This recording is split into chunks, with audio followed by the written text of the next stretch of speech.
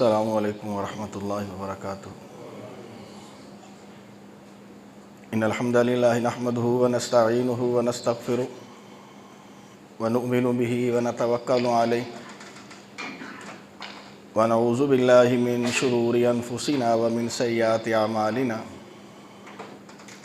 من يهده الله فلا مضل له ومن يضلله فلا هادي له وأشهد أن لا إله إلا الله وحده لا شريك له وأشهد أن محمدًا عبده ورسوله أما بعد فإن خير الحديث كتاب الله وخير الهدي هدي محمد صلى الله عليه وسلم وشر الأمور محدثاتها وكل محدثة بدعة وكل بدعة ضلالة وكل ضلالة في النار۔ اللهم صل على محمد وعلى آل محمد كما صليت على إبراهيم وعلى آل إبراهيم إنك حميد مجيد۔ اللهم بارك على محمد وعلى آل محمد كما باركت على إبراهيم وعلى آل إبراهيم إنك حميد مجيد۔ رب اشرح لي صدري ويسر لي أمري واحلل عقدة من لساني يفقهوا قولي۔ رب زدني علما رب زدني علما۔ اعوذ باللہ من الشیطان الرجیم الذی خلق الموت والحیاة لیبلوکم ایکم احسن عملا۔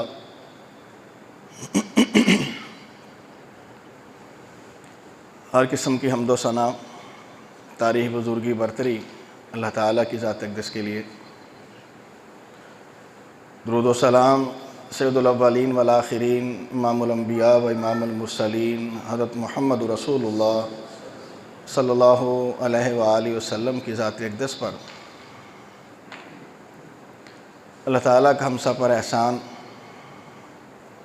اللہ تعالیٰ نے اسلام جیسی عظیم نعمت سے نوازا۔ دعا بھی کریں، کوشش بھی کریں، اللہ ہم سب کا خاتمہ اسی ایمان پر فرمائے۔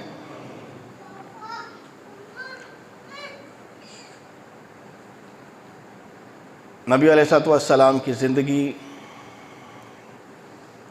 آپ کے اقوال، آپ کے افعال یقیناً میرے اور آپ کے لیے ایک حجت ہے، دلیل ہے۔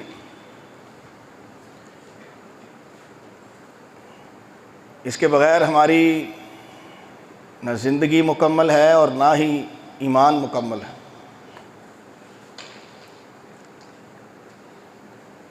بہت ساری چیزیں ایسی، احکامات ایسے کہ اللہ تعالیٰ نے ان خاص رشتوں کے ساتھ پھر خاص شرائط بھی لگائی۔ نبی علیہ السلام آپ بذات خود اور آپ کے اہل بیت، آپ کے گھر والے، آپ کے عزیز و اقربا، رشتہ داری کی وجہ سے، قربت کی وجہ سے یقیناً انسان کو کچھ نہ کچھ خصوصی مراعات ملتی ہیں۔ وہ خصوصی مراعات اللہ تعالیٰ نے نبی علیہ السلام کے تمام گھر والوں کو بھی دی،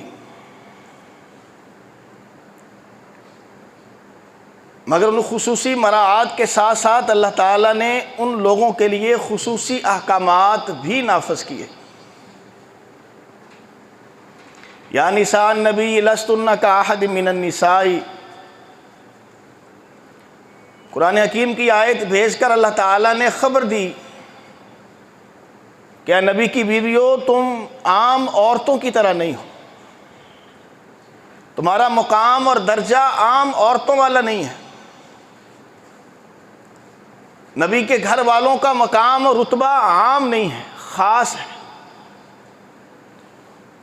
اور اگر خاص ہے تو پھر یاد رکھو تمہارے لیے احکامات بھی خاص ہیں۔ ہاں رشتہ داری تعلق داری کے ساتھ بدعملی لا کر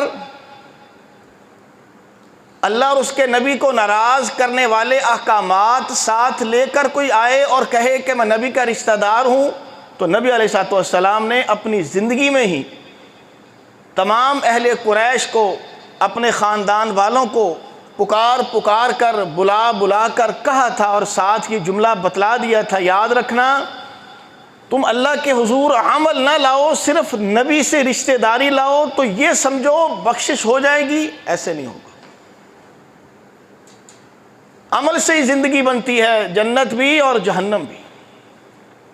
عمل ضروری ہے۔ رشتہ داریوں کی جو مراعات، تعلق داری کی جو مراعات ہیں، اس کے مقام اور رتبے ہیں، وہ اپنی جگہ ہیں، مگر یہ بھی ذہن میں رکھیے کہ اللہ تعالیٰ نے رشتہ داری، اہل بیت کا، رشتہ داروں کا، اقربا کا مقام اور رتبہ اگر سب رشتہ داروں سے یا بقیہ لوگوں سے بلند رکھا ہے تو پابندیاں بھی سخت لگی۔ انما یرید اللہ لیذھب عنکم الرجس اہل البیت، اہل بیت، اللہ تعالیٰ تمہارے اندر سے وہ تمام غلاظتیں اور وہ غیر پاکیزہ جتنے امور ہیں یا افعال ہیں، اللہ ان کو تمہارے اندر سے ختم کرنا چاہتا۔ کیوں؟ تمہارا مقام اعلیٰ ہے، تم نبی کے گھر والے ہو، نبی کی بیویاں ہو، نبی کے داماد ہو، نبی کی بیٹیاں ہو، نبی کے چچا ہو۔ میں نے آپ کو چند ہفتے پہلے بتلایا تھا کہ اہل بیت میں کون کون شامل ہے۔ نبی علیہ الصلوۃ والسلام کے اہل بیت میں آپ کے چچا شامل ہیں، آپ کی بیویاں شامل ہیں، آپ کی بیٹیاں شامل ہیں۔ چچا میں نبی علیہ الصلوۃ والسلام کے چچا حضرت عباس رضی اللہ تعالی عنہ اہل بیت میں سے، اور اسی طرح پھر آگے ان کی جتنی اولاد ہے۔ چچا میں سے ابو طالب اہل بیت میں سے تھے، مگر چونکہ آپ کی اطاعت اور فرما برداری نہ کی، آپ کے کہنے پر کلمہ شہادت اور آپ کو نبی اور اللہ کی وحدانیت کا عقیدہ تسلیم نہ کیا، کفر پر ہی دنیا سے رخصت ہوئے، اس لیے وہ آپ کے اہل بیت سے نکل گئے۔ ابو طالب کے بیٹے، ایک طالب، ایک جعفر، ایک عقیل اور ایک علی رضی اللہ تعالیٰ عنہ، یہ آپ کے اہل بیت میں سے ہیں۔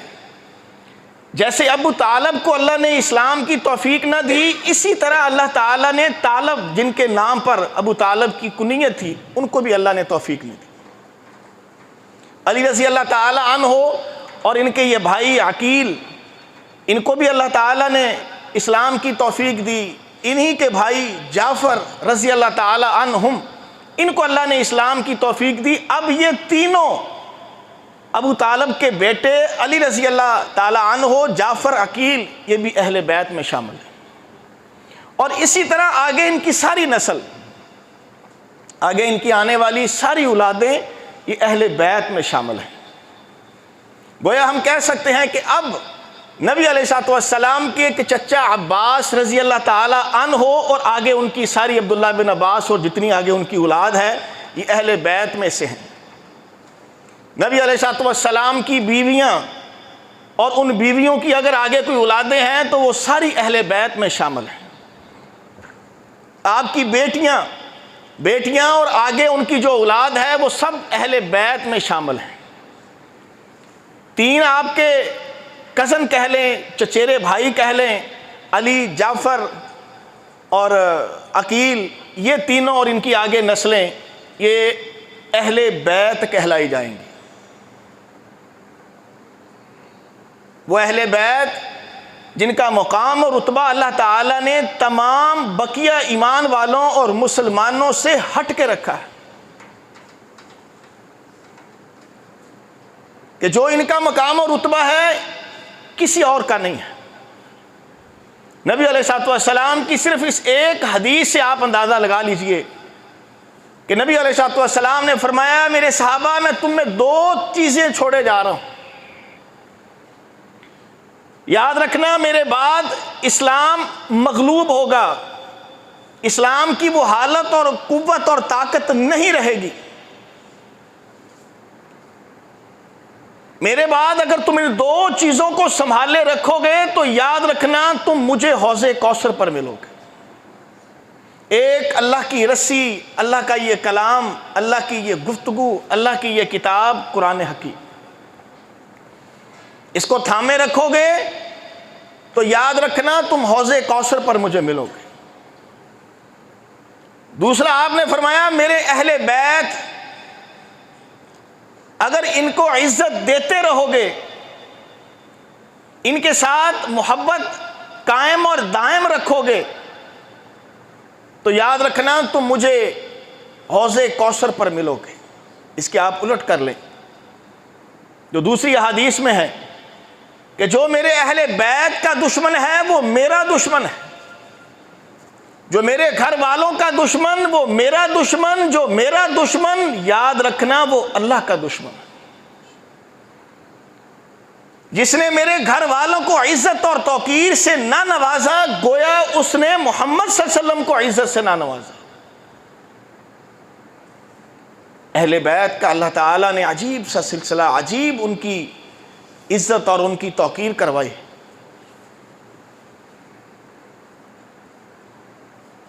انہی اہل بیت اور انہی گھر والوں کا مقام اور رتبہ اپنی جگہ، نبی علیہ السلام نے اہل بیت کو، نبی کے گھرانے والوں کو پہچاننے کا پیمانہ بھی دیا ہے۔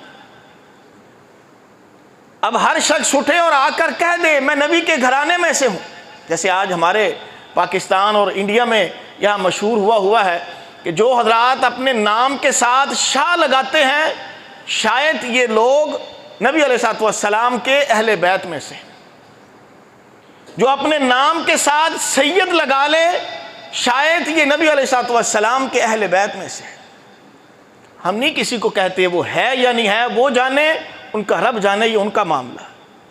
کسی سید یا کسی شاہ لگانے والے کو ہم اس وقت تک یہ نہیں کہہ سکتے کہ وہ سید ہے، وہ شاہ ہے، اس وجہ سے وہ نبی کے گھرانے والا ہے، یہ بات نہیں۔ اب ہمیں کیسے پتہ چلے کہ یہ نبی کے گھرانے والا ہے، اہل بیت ہے؟ اہل بیت کا جو مقام اور رتبہ ہے وہ اللہ نے اس کو دیا ہوا ہے۔ نبی علیہ السلام نے اپنے اہل بیت پر صدقہ اور زکوٰۃ حرام کی ہوئی۔ صدقہ اور زکوٰۃ یہ دونوں اہل بیت پر حرام ہے۔ اور یہ بھی ذہن میں رکھیے گا اگر خدا نہ خواستہ کچھ سچ مچ اہل بیت ہے، نبی کے گھرانے سے اس کا تعلق ہے، میں نے جو آپ کو ابو طالب کے 3 بیٹے بتلائے اس کی نسل میں سے، نبی علیہ السلام کی 4 بیٹیاں ہیں تو ان کی نسل میں سے، آپ کی بیویاں ہیں تو ان کی نسل میں سے اگر کچھ ایسا سلسلہ ہے، کوئی ایسا فرد ہے اور وہ زکوٰۃ بھی نہیں لے رہا، وہ صدقہ بھی نہیں کھا رہا، بھوک اور افلاس کی کیفیت پر ہے اور خدا نہ خواستہ اسی غربت والی کیفیت میں ہے تو مجرم میں اور آپ ہوں گے۔ اور اگر کوئی ایسا شخص جو اپنے آپ کو اہل بیت کہتا ہے وہ کمبخت صدقہ بھی کھا رہا ہے اور وہ زکوٰۃ بھی کھا رہا ہے، سمجھ لیجئے جھوٹا ہے، وہ اہل بیت نہیں ہے، وہ جھوٹ بول رہا ہے۔ اس لیے کہ جس کے وہ لوگ اہل بیت ہیں اور دعوے دار ہیں، اسی نبی نے یہ ایک بنیادی شرط رکھی ہے۔ حضرت حسین رضی اللہ تعالی عنہ نے غالباً غلطی سے کھجور منہ میں ڈال لی، اللہ کے نبی نے انگلی ڈال کر ان کے منہ سے کھجور نکال لی اور پھینکی اور کہا میں یہ کھانے کی اجازت دے سکتا تھا، حرام نہیں ہے، جائز ہے، مگر صرف اس ڈر سے نکال رہا ہوں یہ کھجور کہیں صدقے یا زکوٰۃ کی کھجور نہ۔ وہ نبی جو ایک کھجور اپنے اہل بیت کے منہ میں جانے نہیں دے رہا، تو یہ ہم کیسے اندازہ لگا لیں کہ ایک ٹنوں منوں کے حساب سے لوگوں کی زکاتیں اور صدقہ کھا رہا اور کہے میں اہل بیت میں سے ہوں؟ ہماری عقل نہیں مانتی، نہ دلیل اس بات کے خلاف اس کے حق میں جاتی ہے، اس کے خلاف۔ اہل بیت کی بڑی نشانی یہ ہے دوسرا عمل ہونا نہ ہونا، بد عمل ہونا، یہ اللہ اور بندے کا تعلق ہے۔ اگر آپ کسی اہل بیت کو دیکھتے ہیں وہ بد عمل ہے، یہ اس کا اور اللہ کا تعلق ہے۔ آپ کسی عام بندے کو دیکھتے ہیں وہ بد عمل ہے، اس کا اور اللہ کا تعلق ہے۔ مجھے آپ کو حق نہیں ہے ہم کسی کی بد عملی کو دیکھ کر اس پر یہ فیصلہ کر دیں یہ نہیں جنت میں جانے والا، یہ مجھے آپ کو حق نہیں ہے۔ اللہ کس کو کب معاف کر دے، کب کسی کے اندر سے کوئی ایسی آواز نکل آئے، کوئی استغفار کر لے، اللہ اس کے سارے گناہ معاف کر دے اور اس کے گناہوں کو دیکھ کر ہم اس کو جہنمی اور کافر سمجھتے رہیں، ہم جہنم میں چلے جائیں گے، وہ سیدھا جنت میں نکل جائے گا۔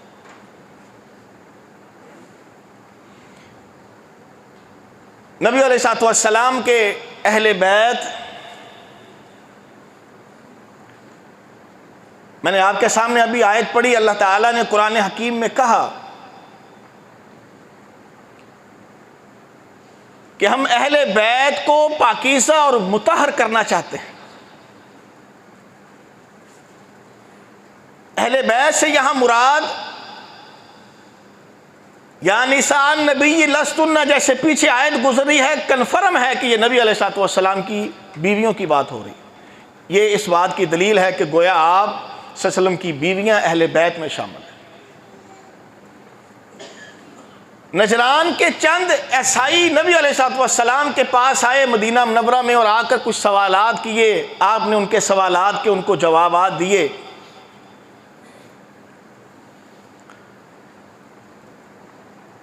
جوابات لینے کے بعد وہ مطمئن نہ ہوئے، اختلاف پر اختلاف کرنے لگے، جھوٹے دلائل دینے لگے۔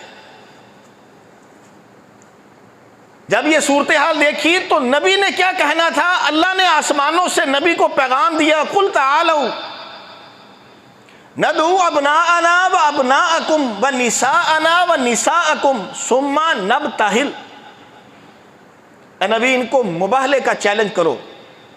مباہلہ ہوتا ہے دو شخص ہیں، دو گروہ ہیں، دو گروپ ہیں، آپس میں کسی بات پر اختلاف ہے، دونوں اپنی اپنی بات پر اڑے اور ڈٹے ہوئے ہیں، دونوں میں سے کوئی ایک جھوٹا ہے ایک سچا ہے۔ اپنی سچائی کو ثابت کرنے کے لیے پھر مباہلہ کیا جاتا ہے کہ وہ اپنی جگہ بیٹھ کر یہ بات کہے گا کہ میں اپنے دلائل کے لحاظ سے سچا ہوں اور اگر میں جھوٹا ہوں میرے اوپر اللہ کی لعنت ہو، میں تباہ و برباد ہو جاؤں۔ دوسرا بھی ایسے ہی کہے گا۔ نبی علیہ الصلوۃ والسلام کو اللہ نے کہا بلاؤ ان کو، ثم نبتہل فنجعل لعنت اللہ علی الکاذبین، آؤ ہمارے ساتھ مباہلہ کرو، ہم جھوٹوں پر لعنت ڈالتے ہیں، جو جھوٹا ہوا اس پر لعنت پڑ جائے گی، عیسائی جھوٹے ہوئے ان پر پڑ جائے گی، نعوذ باللہ محمد صلی اللہ علیہ وسلم جھوٹے ہوئے ان پر پڑ جائے گی، آ جاؤ۔ تب نبی علیہ الصلوۃ والسلام نے حضرت علی رضی اللہ تعالی عنہ، فاطمہ رضی اللہ عنہا اور حسن حسین رضی اللہ عنہما، ان چار لوگوں کو بلایا، چادر کے اندر ایک چادر لی اور چادر لے کر ان چادر میں ان چاروں کو چھپایا، ان چادروں میں چھپا کر کہا اے اللہ، یہ میرے جو رشتہ دار جو میں نے اپنی اس چادر میں چھپائے ہیں، اللہ ان کو اہل بیت میں شمار کر لے۔ یہ خاص اعزاز دیا گیا علی رضی اللہ تعالی عنہ، ان کی بیوی اور ان کے دونوں بیٹوں کو۔ معاملہ یہاں سے آ کے خراب ہوا۔ بعض ایسے لوگ جو ظاہری اپنے آپ کو ایمان والے مسلمان کہتے ہیں، ان کے قریب ہوں، ان کی باتیں سنیں، ان کی باتیں پڑھیں تو کنفرم ہے وہ اسلام سے کوئی تعلق نہیں رکھتے۔ نبی علیہ الصلوۃ والسلام کی میں آپ کو آخری حدیث سناؤں گا، اس وقت بھی اس کا نتیجہ نکل آئے گا۔ اس آیت کو اور اس مباہلے کو، بلا شک وہ مباہلہ پھر نہیں ہوا، عیسائی بھاگ گئے، اپنی بات سے مکر گئے کہ نہیں، ان کو خبر تھی ہم ہیں جھوٹے، ہماری کتابوں میں نبی علیہ الصلوۃ والسلام کی بشارت موجود ہے، اور اگر ہم نے ان کے ساتھ مباہلہ کیا ہم تو سچ مچ ہمارے اوپر لعنتیں پڑیں گی، تو ہماری تو نسلیں تباہ ہو جائیں گی، اس لیے وہ بھاگ گئے۔ مگر اس آیت اور اس واقعے سے بعض شر پسندوں نے یہ کہا کہ اہل بیت میں نہ نبی کی بیویاں شامل ہیں نہ کوئی اور، صرف علی رضی اللہ تعالی عنہ، فاطمہ اور یہ دو نواسے شامل ہیں بس۔ حالانکہ اگر اہل بیت لفظ دیکھا جائے تو اہل بیت لفظ ان کے لیے اسپیشل لگوایا گیا ہے. اہل بیت کا لفظ اللہ تعالیٰ نے اسپیشل نبی کی بیویوں کے لیے قرآن میں بولا ہے کہ اہل بیت کو ہم پاکیزہ اور مطہر کرنا چاہتے ہیں. تو اللہ جب جن کو اہل بیت کہہ رہا ہے، اگر ایک شیطان شخص اٹھتا ہے اور کہتا ہے کہ نبی کی بیویاں اہل بیت میں سے نہیں ہیں، بھونکتا رہے. اس کے بھونکنے سے قافلہ نہیں رکے گا. قرآن کی آیت ہم جھوٹی نہیں قرار دے سکتے. اللہ کے فیصلے، اللہ کے اعلان کو کسی کے بھونکنے پر ہم نہیں رد کر سکتے، جھٹلا سکتے کہ نہیں اہل بیت میں بیویاں شامل نہیں ہیں. ابراہیم علیہ السلام کے پاس فرشتے آئے، انسانی شکل میں تھے. آپ بڑے مہمان نواز تھے. ان کو گھر میں بٹھایا، کھانا کھلایا، ان کے آگے کھانا رکھا. کھانا کھانے کے لیے ان کو کہا جی کھانا شروع کریں. وہ کھانا نہیں شروع کر رہے تھے. آپ پریشان ہو گئے کہ یہ لوگ کھانا کیوں نہیں شروع کر رہے.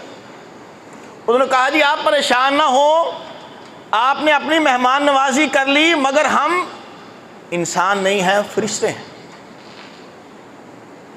اچھا کہاں جا رہے ہو، کیسے آئے ہو؟ کہا جی ہم جا تو آگے لوط علیہ السلام کی قوم پر عذاب نازل کرنے کے لیے رہے ہیں، مگر بشرناہ باسحاق و یعقوب، ہم آپ کو اسحاق اور یعقوب دو بیٹوں کی ساتھ خوشخبری بھی دینے آئے. اس موقع پر اما سارہ رضی اللہ عنہا، انہوں نے یہ جملہ جب سنا تو انہوں نے بھی یہی کہا کہ یہ کیسے ہو سکتا ہے، میں بوڑھی ہو گئی ہوں، بانجھ ہو گئی ہوں، میرا میاں بھی بوڑھا، ہمیں اولاد آلیدو آنا و عجوز، یہ کیسے ممکن ہے؟ فرشتوں کی بات سن کے وہ تعجب میں آئیں کہ ہمیں اولاد نہیں ہو سکتی. فرشتوں نے کہا آپ کیسی بات کرتے ہو، اللہ کے ہاں یہ مشکل ہے. اے اہل بیت، اس کو بھی اہل بیت کہا. جب اہل بیت لفظ نبی کی بیویوں پر آئے تو وہ اہل بیت نہیں ہے. حالانکہ یہاں فرشتوں نے بھی اہل بیت کے ساتھ اما سارہ کو پکارا، ابراہیم علیہ السلام کی بیوی کو، کہ اہل بیت آپ اس بات پر کیوں یقین نہیں کر رہی؟ اللہ جو بات کہہ دیتا ہے انہو حمید مجید، وہ تعریف والا ہے، بزرگی والا ہے، جو فیصلہ کر لیتا ہے پھر ایسے ہی ہوتا ہے. اس لیے کوئی جھوٹے دلائل لے کر بھونکتا ہے، وہ بھونکتا پھرے. نبی علیہ السلام کی جتنی بیویاں ہیں وہ اہل بیت میں شامل ہیں. نبی علیہ السلام کے چچا عباس اور آپ کے دوسرے چچا ابو طالب کے بیٹے تینوں، یہ تینوں کے تینوں اور آگے ان کی ساری نسلیں. جعفر رضی اللہ تعالی عنہ، نبی علیہ السلام نے ایک جنگ پر بھیجا.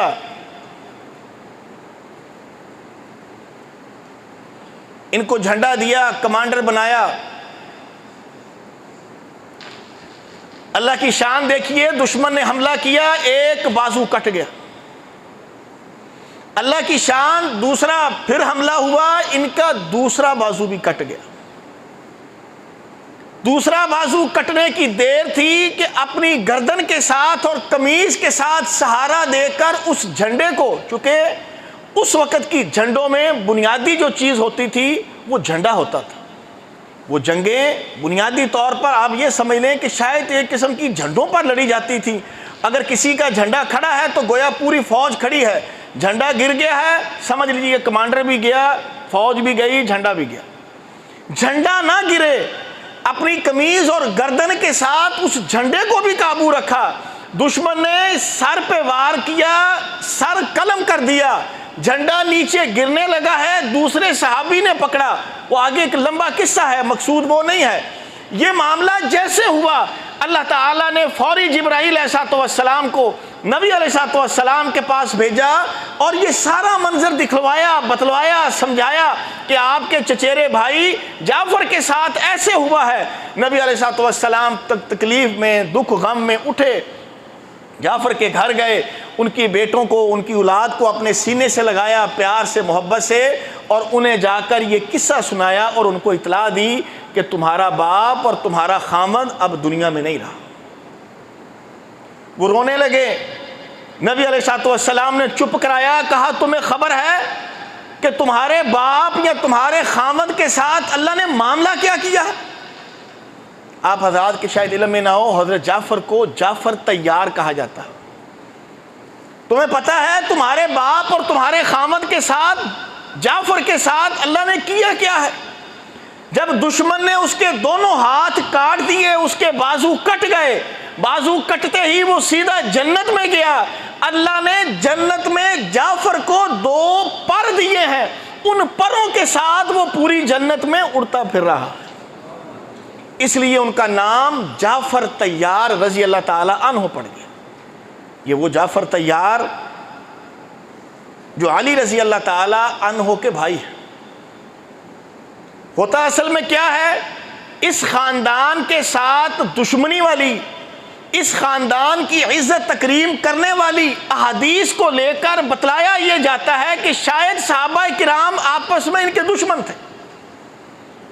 اس میں کوئی شک نہیں کہ نبی علیہ السلام نے سخت ترین الفاظ ان لوگوں کے لیے کہا جو لوگ اہل بیت کے ساتھ عداوت رکھیں گے، دشمنی رکھیں گے، ایسے لوگوں کے بارے میں آپ نے کہا وہ جنت میں کبھی بھی داخل نہیں ہو سکیں گے۔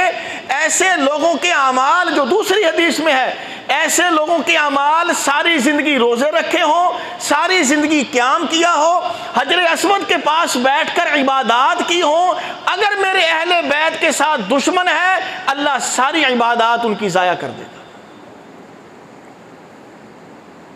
اس حدیث کو بنیاد بنا کر صحابہ کرام کو پھر آپس میں لڑوایا جاتا ہے۔ میرے بھائیوں، ایک ہوتا ہے کسی کے ساتھ اختلاف ہونا، ایک ہوتا ہے کسی کے ساتھ دشمنی، بغض، عناد ہونا، دونوں میں بڑا فرق ہے۔ اختلاف ماں باپ کا ہو سکتا ہے، اولاد کا ماں باپ کے ساتھ ہو سکتا ہے، بھائیوں کا ہو سکتا ہے، بہن بھائیوں کا ہو سکتا ہے۔ اختلاف ایک ایسی چیز ہے نبی اور نبی کے امتی کا ہو سکتا ہے۔ اختلاف غلط نہیں ہے، بغض غلط ہے، دشمنی عداوت غلط ہے، اس کے اوپر لعنتیں برسیں گی، اختلاف کرنے پر لعنتیں نہیں ہیں۔ جنگ بدر کے موقع پر نبی علیہ السلام نے طے کیا، صحابہ سے پوچھا یہ جنگی قیدی جو آئے ہیں کیا کرنا؟ کہا جی کیا کرنا ہے، کسی سے پیسے لے کے اس کو چھوڑ دیں جو قیدی بن کے آئے ہیں، اور اگر کوئی پڑھے لکھے ہیں تو ہمارے لوگوں کو وہ پڑھا لکھا دیں، تو پڑھانے لکھانے کے عوض ان کو پھر معاف کر دیا جائے۔ کہا عمر آپ کیا کہتے ہو؟ عمر فاروق رضی اللہ تعالی عنہ نے کہا حضور میرا تو مشورہ یہ ہے کہ ہم سب کے یہ رشتہ دار ہیں جو مکے میں ہمیں ذلیل کرتے تھے اور پریشان کر کے وہاں سے نکالا ہے، میرا ماما بھی آیا ہوا ہے، میرا خالہ ہے، فلانے کا رشتہ دار، فلانے کا یہ سب رشتہ دار ہمیں دیں، ہم ان کی گردنیں کاٹیں۔ کہا نہیں نہیں، تیرا فیصلہ بڑا سخت ہے۔ نبی علیہ السلام کا مشورہ کیا تھا؟ ٹھیک ہے چھوڑ دیا جائے۔ عمر کا مشورہ کیا ہے؟ قتل کیا جائے۔ مشورہ ہے، اختلاف ہے، یہ نبی سے کوئی دشمنی نہیں ہے، بغض نہیں ہے۔ بقیہ انشاءاللہ آئندہ بیان کریں گے یہیں سے کہ صحابہ کرام کے ساتھ بغض، دشمنی اور چیز ہے، اختلاف اور چیز ہے۔ جو لوگ اپنے آپ کو ظاہری مسلمان شو کرواتے ہیں، میں بار بار کہہ رہا ہوں کنفرم ان کا اسلام سے کوئی تعلق نہیں، مگر صحابہ کرام کی اہل بیت کے ساتھ دشمنی کو ثابت کرتے ہیں، آپس میں بغض اور عناد کو ثابت کرتے ہیں۔ اللہ ایسے لوگوں پر لعنتیں برسائے، ان کی آپس میں بغض اور عناد نہیں ہے، اختلاف ہے۔ جو میں آپ کو کہہ رہا ہوں وہ کسی نہ کسی کا ہو جاتا ہے، ہم آپ کے ساتھ بھی کر سکتے ہیں، ہمارے ساتھ بھی، صحابہ کا آپس میں، نبی کا صحابہ سے، صحابہ کا نبی سے، نبی کا بیویوں سے، بیویوں کا نبی سے۔ انشاءاللہ میں آپ کو سارے دلائل رکھوں گا۔ اللہ مجھے اور آپ کو حق بات سمجھنے اور سننے کی توفیق عطا فرمائے۔